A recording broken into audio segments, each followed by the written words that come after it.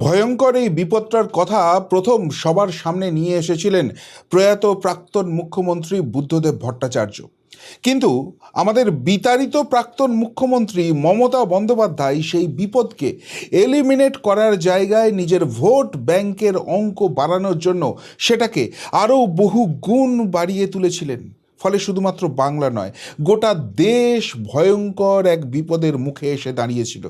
আর ক্ষমতায় আসার পর শুভেন্দু অধিকারীর সরকার ঠিক সেই ভয়ঙ্কর বিপদকেই এবার একদম সামনে থেকে বুক চিতিয়ে হ্যান্ডেল করার কথা ভাবনা চিন্তা শুরু করে দিল। সেই নিয়ে বিস্ফোরক রিপোর্ট সামনে চলে এলো। ফলে ফলে দেশের সুরক্ষা বাড়বে এটা তো বোঝাই যাচ্ছে, কিন্তু যুদ্ধটা সহজ নয়। আর তাই আগামী কয়েকটা দিন কি এই রাজ্য তথা দেশে ভয়ঙ্কর পরিস্থিতি হতে পারে। তার থেকেও বড় কথা, শুভেন্দু অধিকারীর যিনি গুরু, রাজনৈতিক গুরু, সেই নরেন্দ্র মোদী দেশের প্রধানমন্ত্রী, তিনি কিন্তু আরও বৃহত্তর যুদ্ধ শুরু করতে চলেছেন। ফলে আগামী বেশ কিছু দিন সারা দেশ কিন্তু একটা টালমাটাল পরিস্থিতির মধ্যে দিয়ে যেতে চলেছে। নমস্কার, জয় শ্রীরাম, হর হর মহাদেব। আমি আপনাদের প্রিয় বন্ধু শুদ্ধশীল ঘোষ। বন্ধুরা, এই মুহূর্তে রাজ্য রাজনীতিতে সবথেকে চমকে দেওয়া খবর, যে বিষয়টা নিয়ে বারবার আলোচনা করলেও এর আগের সরকারের কোনো সদর্থক পদক্ষেপ আমরা দেখিনি, সেটা হচ্ছে খারিজি মাদ্রাসা। রাজ্যের 12 জেলায় খারিজি মাদ্রাসা নিয়ে তদন্ত রিপোর্ট পেশ হয়েছে। প্রাইমারি রিপোর্ট সংশ্লিষ্ট ডিপার্টমেন্টে চলে গেছে, আলাদা আলাদা রিপোর্টগুলোকে কনসলিডেট করা হচ্ছে এবং কিছুদিনের মধ্যেই সেই ভয়ঙ্কর রিপোর্ট যে চলে যেতে চলেছে সরাসরি মুখ্যমন্ত্রীর টেবিলে, এবং সেখান থেকে তিনি কি আলটিমেটলি এর বিরুদ্ধে সেই ভয়ঙ্কর স্টেপগুলো নিতে পারবেন, সেই প্রশ্নটা থাকছে। কী কী উঠে আসছে সেই রিপোর্টে, যে ছবি উঠে আসছে সেটা কিন্তু আপনাকে রীতিমতো চমকে দেবে। আমি একদম লাস্টের দিকে ইয়েলো মার্ক করে দিয়েছি, ভালো করে সেই জায়গাগুলো বুঝুন। সূত্রের খবর, রিপোর্টে উল্লেখ করা রয়েছে খারিজি মাদ্রাসা চলছে ধর্মীয় শিক্ষা দিতেই। দেখুন, ধর্মীয় শিক্ষা নিয়ে আমার কোনো পার্সোনাল ইস্যু নেই, কিন্তু ধর্মীয় শিক্ষা যেখানে হচ্ছে, যার ধর্ম যিনি দিচ্ছেন তারাই পুরো ব্যাপারটা বুঝে নিন না কেন। এই খারিজি মাদ্রাসাকে ক্যান্সেল না করে সেখানে সরকারি অনুদান দিয়ে এদেরকে আরও ফুলো ফেঁপে কেন উঠতে দেওয়া হচ্ছে? এবং যে ধর্মীয় শিক্ষা দেওয়া হচ্ছে সেই ধর্মীয় শিক্ষায় তো অন্য ধর্মের উপর আঘাতের কথা বলা হচ্ছে। প্রশ্নটা এইখান থেকেই উঠে আসছে। এর পরের জায়গাটা দেখুন, এগুলি পরিচালনা করার জন্য কোথা থেকে টাকা আসছে তা নিয়ে আরও বিশদ তদন্ত করার প্রয়োজন রয়েছে বলেই মনে করছেন কমিটির সদস্যরা। অর্থাৎ এখানে বিপুল পরিমাণ ইনভেস্টমেন্ট চলছে, এবং সেই ইনভেস্টমেন্ট শুধু দেশের মধ্যে থেকে নয়, বিদেশ থেকেও আসছে। হঠাৎ করে বিদেশিদের এমন কি জায়গা তৈরি হলো যেখানে ধর্মীয় শিক্ষা বাড়ানোর জন্য এরকম বড় ফান্ডিং আসছে, এবং তার আড়ালে আলটিমেটলি কি চলছে? খাগড়াগড় কাণ্ড কিন্তু আমাদেরকে এখনও আতঙ্কে বুক কাঁপিয়ে দেয়। এর পাশাপাশি আরও বলা হচ্ছে সীমান্তবর্তী জেলাগুলিতেই সবথেকে বেশি খারিজি মাদ্রাসার সন্ধান পাওয়া গিয়েছে বলে খবর। সীমান্তবর্তী জেলাগুলিতেই কেন হচ্ছে এগুলো বেশি? ভেতর দিকে কেন এরা আসতে পারছে না? এবং মাথায় রাখতে হবে, ভারতের সঙ্গে সবথেকে বড় সীমানা যেটা বাংলাদেশের সঙ্গে রয়েছে, পশ্চিমবঙ্গের সঙ্গেই রয়েছে, এবং সেই সীমান্তবর্তী জায়গাগুলোতে বাংলাদেশে ক্ষমতার পরিবর্তন হলেও জামাতিরাই কিন্তু জিতে রয়েছে, যারা বিরোধী পক্ষ রয়েছে। এখানে পশ্চিমবঙ্গে যা কিছু শুক্রবারের ঘটনা ঘটে, সেখানে জামাতিদের ইন্ধনের অভিযোগের আগে বারবার উঠে এসছে। এবার সবথেকে গুরুত্বপূর্ণ জায়গাটা আসছে, যাদের অনুমোদন নেই তাদের বাতিল করা প্রয়োজন বলে মনে করছে কমিটির সদস্যরা। ভাবুন, একটা কমিটি তারা রেকমেন্ড করছে যে যেখানে কোনো রকম অনুমোদন নেই তাদেরকে বাতিল করতে হবে, অথচ মমতা বন্দ্যোপাধ্যায় এদেরকেই এগিয়ে যেতে সাহায্য করেছিলেন। তবে স্থানীয় মানুষের পাশাপাশি এই ধরনের মাদ্রাসা পরিচালনার জন্য বিভিন্ন সংস্থার তরফেও অর্থ দেওয়া হয় বলে খোঁজ মিলেছে। সেই সংস্থাগুলি সম্পর্কেও বিশদে খোঁজ নেওয়ার প্রয়োজন রয়েছে। অর্থাৎ বিপদ ফান্ডিং শুধু একটা জায়গা থেকে আসছে না, একটা ভয়ঙ্কর রকম এখানে নেক্সাস কাজ করছে, এবং সেই নেক্সাসটাকে ভাঙা দরকার। কেননা যে গোয়েন্দা রিপোর্ট পাওয়া যাচ্ছে সেটা আরও মারাত্মক। বলা হচ্ছে এইসব খারিজি মাদ্রাসার মাধ্যমে বিভিন্ন যারা অতিরিক্ত কট্টরপন্থী সেই সব দেশ থেকে রিক্রুট হয়ে যাচ্ছে এবং এরা সেখানে ঘুরপথে যাচ্ছে, এরা ট্রেনিং নিয়ে আসছে এবং পশ্চিমবঙ্গে স্লিপার সেল হিসেবে থাকছে। পশ্চিমবঙ্গের যে কোনো অশান্তির পরিবেশ যখন তৈরি হচ্ছে, সেটা সিএএ এর প্রোটেস্টের নামে অগ্নিগর্ভ পরিস্থিতি তৈরি করা হোক, সেটা ওয়াকফের নামে হিন্দু অত্যাচার করা হোক, সেখানে এই স্লিপার সেলকে কাজে লাগানো হচ্ছে এবং আগামী দিনে আরও বৃহত্তর পরিকল্পনা এদের থাকতে পারে। তার মানে আলটিমেটলি শুভেন্দু অধিকারী যে রিপোর্ট নিয়ে আসছেন সেটা তার কাছে যাবে এবং তারপর এর এগেন্সে স্টেপ হবে না।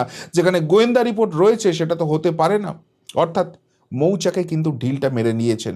ফলে শুভেন্দু অধিকারী এবং এই সরকার, তাদের উপরে কি ভয়ঙ্কর প্রেশার আসতে পারে সেই প্রশ্নটা কিন্তু উঠতে শুরু করে দিয়েছে। কেননা আমরা দেখছি যে এখানে এই যে বিদেশি ফান্ডিংয়ের কথাটা বলা হচ্ছে, বিশেষ করে বর্ডার সংলগ্ন জায়গাগুলোর কথা বলা হচ্ছে, সেই জায়গাটাকে নিউট্রালাইজ করার ভাবনা চিন্তা কি ভারত সরকারও শুরু করে দিয়েছে। দেখুন, ভারতের ন্যাচারাল বন্ধু ছিলেন শেখ হাসিনা, তাকে সেই দেশ থেকে উৎখাত করে দেওয়া হয়েছে। ছাত্র আন্দোলনের নামে সরকার পরিবর্তন করানো হয়েছে এবং সেই শেখ হাসিনার বিচারের নামে প্রহসন করে ফাঁসির ব্যবস্থা করা হয়েছে।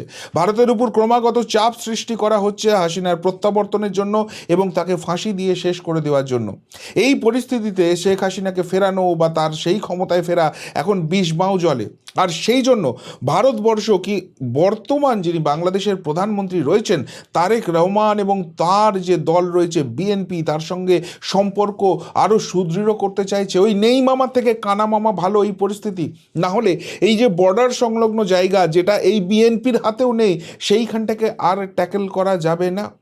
ব্রিক্সের যে সম্মেলন হচ্ছে সেখানে স্পেশাল অতিথি হিসেবে বাংলাদেশের প্রধানমন্ত্রীকে সাদরে ভারতবর্ষে আমন্ত্রণ জানানো হয়েছে এবং সেখানে ভারত সরকারের সঙ্গে নরেন্দ্র মোদীর সঙ্গে দীর্ঘ আলোচনা হবে এবং এটা খুব আন্তরিকতার সঙ্গেই করা হচ্ছে। সেটা কি এমনি এমনি?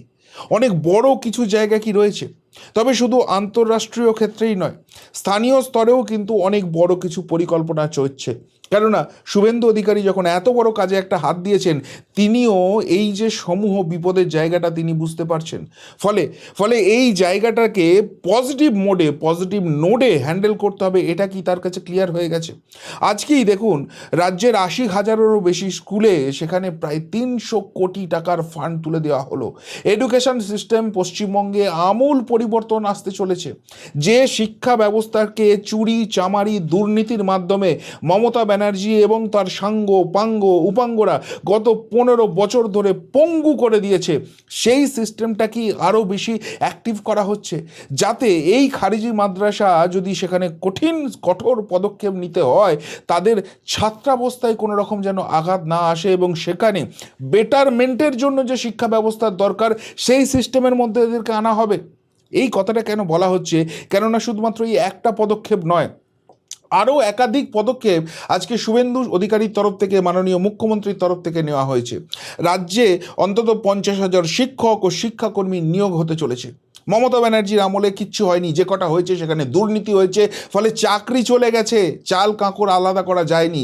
ফলে শিক্ষা ব্যবস্থায় একটা শূন্যতা তৈরি হচ্ছে, শিক্ষা ব্যবস্থার মেরুদণ্ডটা ভেঙে দেওয়ার চেষ্টা করা হয়েছে, যাতে করে এই অরাজকতা আরও বাড়ে, বেকারত্ব আরও বাড়ে এবং মানুষ কার্যত রাজনৈতিক দলদাস হয়ে থাকতে পারে। ভোট ব্যাংকের অঙ্কে মমতা ব্যানার্জি যে খেলাটা খেলেছিলেন সেই জায়গাটাকেই এবার কুঠারাঘাত করার চেষ্টা করা হচ্ছে এবং সেই জন্য শিক্ষা ব্যবস্থাকে ঢেলে সাজাতে হবে। শুধুমাত্র তাই নয়, যেটা বাজেটে ঘোষণা করা হয়েছিল, যারা প্যারা টিচার আছেন তাদের বেতন 5,000 টাকা করে বাড়ানো হবে। এই অগস্ট মাসের স্যালারি থেকেই সেটা বাড়িয়ে দেওয়া হচ্ছে। প্রত্যেকটা ফ্রন্টে যাতে এডুকেশন সিস্টেমটা স্ট্রং হয়, সুপার স্ট্রং হয়, সেই জায়গাটায় কিন্তু শুভেন্দু সরকার কাজ করতে শুরু করে দিয়েছে এবং এর যথেষ্ট কারণ রয়েছে। মাননীয় মুখ্যমন্ত্রী নিজে বলছেন যে যতক্ষণ না শিক্ষা ব্যবস্থাকে স্ট্রং করতে পারছেন ততক্ষণ রাষ্ট্রবাদ কাজ করবে না, ততক্ষণ দেশের ভালোর কথা মানুষ ভালো করে বুঝতে পারবেন না। সুতরাং সেই জায়গায় কোনো রকম কোনো কম্প্রোমাইজ নেই। এবং এবং এখানে দেখুন যে অহেতুক বিতর্ক তৈরি করার যে জায়গাগুলো রয়েছে সেই জায়গাটাতেও কিন্তু এই সরকার কাজ করতে শুরু করেছে। যেমন শুধুমাত্র পুষ্টির কথা ভেবে এবং যাতে এখানে কোনো রকম চুরি জোচ্চুরি না হয়, কেননা খুব গরিব ঘরের ছেলে মেয়েরা এখানে আসছেন সেই কথাটা মাথায় রাখতে হবে। অক্ষয় পাত্র ফাউন্ডেশনের মতো সংস্থাকে দায়িত্ব দেওয়া হয়েছিল মিড ডে মিলের, যাতে করে আমাদের রাজ্যের ছেলে মেয়েগুলোর পুষ্টিগত জায়গাটা ঠিক থাকে। কিন্তু সেখানে ডিম পাওয়া যাবে না বলে এমন একটা বিতর্ক তৈরি করার চেষ্টা এই বামেরা, এই তৃণমূলীরা শুরু করে দিয়েছিল, যেন গেল গেল রব হলো। সরকারের বিরুদ্ধে জনমত, মানুষ খেপানোর কাজ কিন্তু শুরু হয়ে গিয়েছিল। আর সরকার সেই জায়গাটাও কিন্তু ভাবনা চিন্তা করছে, পরিষ্কারভাবে এই ডিমের সংস্থানও সেখানে করা হচ্ছে। এবং যেখানে যেখানে অক্ষয় পাত্র ফাউন্ডেশন খাবার দেবে সেখানে অন্য জায়গা থেকে ডিম নিয়ে এসে দেওয়ার ব্যবস্থা করা হবে। সুতরাং কোথাও কোনো বিরোধীদের স্কোপ দেওয়ার কোনো জায়গা নেই। যারা এই দেশটাকে ভালোবাসে না, এই রাজ্যটাকে ভালোবাসে না, পিছিয়ে আনার চেষ্টা করছে, কিছু করার নেই, তাদের সেই জায়গাটাকে মুখটা বন্ধ করতে হবে। সরকারকে সেটা ডেভেলপমেন্টের মাধ্যমেই করতে হবে। সেই জায়গাটা কিন্তু এই সরকার নিশ্চিত করে দিচ্ছে। কেন নিশ্চিত করে দিচ্ছে? কেননা প্রত্যেকটা স্টেপ দেখুন এরা কীরকম দেশ বিরোধী কাজ করছে, এরা রাজ্যের স্বার্থ বিরোধী কাজ করছে।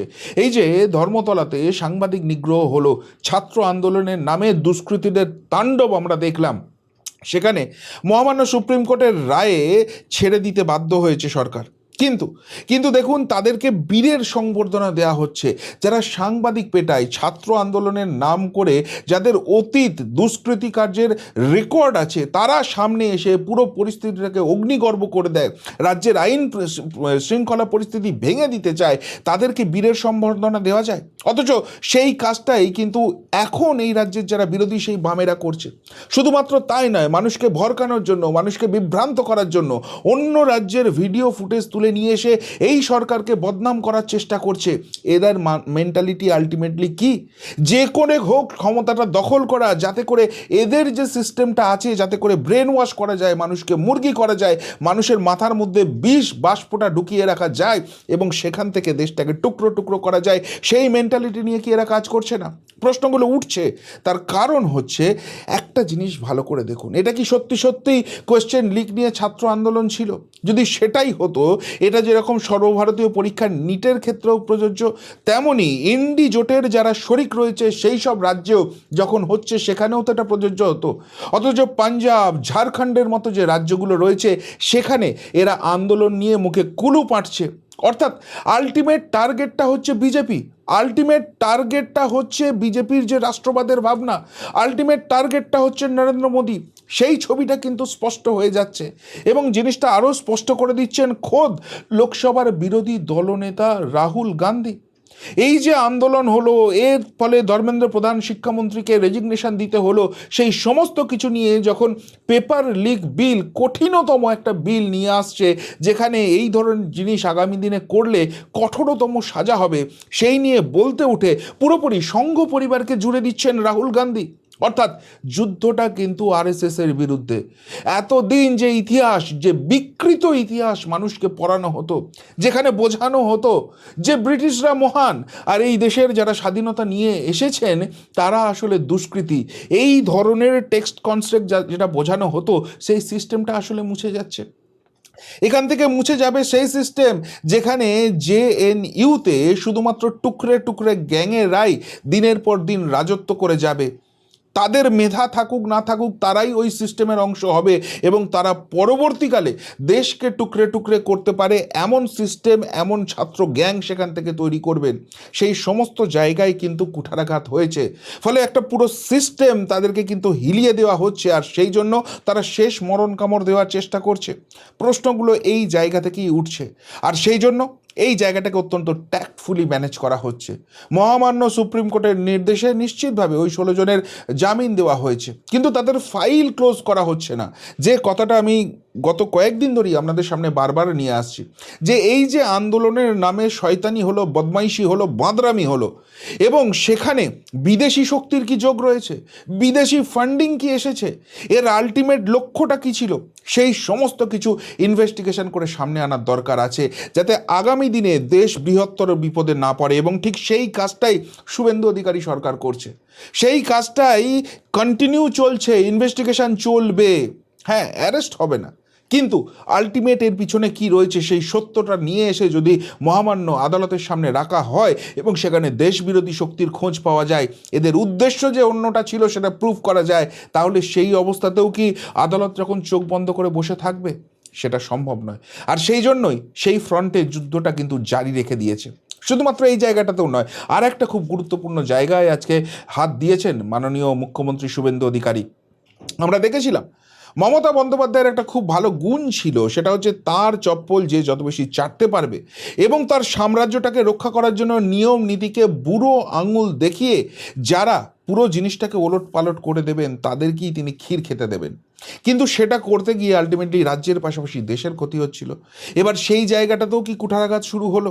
আমরা জানি রাজীব কুমারের ভূমিকা কি, সারদা তদন্তের নামে তিনি কি করেছেন এবং পরবর্তীকালে রাজ্য পুলিশের সর্বেসর্বা হয়ে গিয়ে কিভাবে বিরোধীদের কণ্ঠরোধ করার চেষ্টা করেছেন। তার পুরস্কারও তিনি পেয়েছেন, তবে তিনি একা নন, তার পরিবারও পেয়েছে। আজকে কিন্তু সেই তার স্ত্রী সঞ্চিতা কুমারকে রেজিগনেশন দিতে হলো এবং সেটাও সরকারের চাপে তিনি স্বীকার করে গেলেন, পালিয়ে গেছেন দিল্লি তারপরে। কিন্তু এই যে সিস্টেমের মধ্যে এখনও মমতা বন্দ্যোপাধ্যায়ের এই পোষ্যগুলো বসে আছে, যারা সিস্টেমে বসে থেকে পুরো জিনিসটাকে গড়বড় করার চেষ্টা করছে এবং যে সিস্টেমটাকে সুধারণের চেষ্টা করছে এই সরকার, সেখানে প্রতিবন্ধকতা করার চেষ্টা করছে, সেই জায়গাগুলোকে ক্লিন আপ শুরু হয়ে গেল, সিস্টেমের আলটিমেট ক্লিন আপ শুরু হয়ে গেল এবং সেই জন্য এদেরকে ল্যাজ গুটিয়ে এখন পালাতে হচ্ছে। সিস্টেমটা আস্তে আস্তে স্টেবিলাইজ হবে, একদিকে যেরকম আশা জাগছে, অন্যদিকে কিন্তু আর একটা জিনিস নিয়েও আশঙ্কা বাড়ছে। এই তো শিক্ষা সংক্রান্ত বিষয় গেল, কিন্তু তার থেকেও বড় যুদ্ধ যে ঘোষণা করে দিয়েছেন আমাদের প্রিয় প্রধানমন্ত্রী নরেন্দ্র মোদীজি। এবার মাদকের বিরুদ্ধে যুদ্ধ ঘোষণা করা হয়েছে। এবার মাদকের বিরুদ্ধে যুদ্ধ ঘোষণা করলে সবার সর্বতভাবে সাপোর্ট করা উচিত। বিশেষ করে এখন ছাত্র সমাজ, যুব সমাজ যেভাবে নেশার মধ্যে ডুবে যাচ্ছে, সেই জায়গা থেকে মাদকের বিরুদ্ধে লড়াই করা ছাড়া কোনো উপায় নেই। কিন্তু এইটা যদি শুরু করা হয় তাহলে মাদক ব্যবসায়ী তাদের তো চূড়ান্ত রকম আর্থিক ক্ষতি হবে। এত বড় আর্থিক সাম্রাজ্য ভেঙে পড়বে, তারা কি এত সহজে ছেড়ে দেবে? ফলে ফলে এবার কিন্তু আর পারের যুদ্ধ শুরু হয়ে গেছে। একদিকে সরকার চাইছে সিস্টেমটাকে শোধরাতে, একদিকে সরকার চাইছে দেশের যুব সমাজ, ছাত্র সমাজ, শিক্ষা ব্যবস্থা পুরোটাকে রিভ্যাম্প করে সত্যি সত্যি একটা ভালো জায়গায় নিয়ে যেতে। আর অন্যদিকে এই যুদ্ধটা করতে গেলে প্রচুর অশুভ শক্তির বিরুদ্ধে লড়তে হচ্ছে। তারা ক্রমশ জোট বাঁধছে, দানা বাঁধছে, কেননা তারা বুঝতে পারছে যে এই যুদ্ধটাকে যদি আটকানো না যায়, তাদের যে ব্যক্তিগত পকেটের উন্নয়নের জায়গা আছে সেটা থমকে যাবে। আর তাই এই জেনজি মুখোশের আড়ালে, এই আরশোলাদের মুখোশের আড়ালে দেশ বিরোধী শক্তিকে কাজে লাগানো হচ্ছে। এটা তো ট্রেলার ছিল, আগামী দিনে আরও বৃহত্তর পরিসর তৈরি হতে পারে। কেননা অভিজিৎ দীপকে, এদিকে রাকেশ টিকাইত কিষাণ নেতা, তার সঙ্গে যোগাযোগ শুরু করে দিয়েছে, বৈঠক হচ্ছে এবং আগামী দিনে ছাত্র, কৃষক, যুব সবাই মিলে একটা বৃহত্তর পরিসর করে নরেন্দ্র মোদী সরকারকে ঘিরে তাকে ফেলে দেওয়ার পরিকল্পনা হচ্ছে। ফলে আগামী কয়েকটা দিন কিন্তু টালমাটাল পরিস্থিতি যাবে, শুভ অশুভের এই লড়াই চরম পর্যায়ে উঠবে, সেটা কিন্তু স্পষ্ট হয়ে যাচ্ছে। কিন্তু সেই যুদ্ধে শেষ পর্যন্ত জিতবেটাকে? আপনারা কি মনে করেন? উত্তরটা অবশ্যই কমেন্ট বক্সে কমেন্ট করে জানাবেন। এখনকার মতো এখানেই শেষ করলাম, ফেরত আসছি নতুন প্রতিবেদন নিয়ে খুব তাড়াতাড়ি। ভালো থাকবেন, সাথে থাকবেন, পাশে থাকবেন। নমস্কার।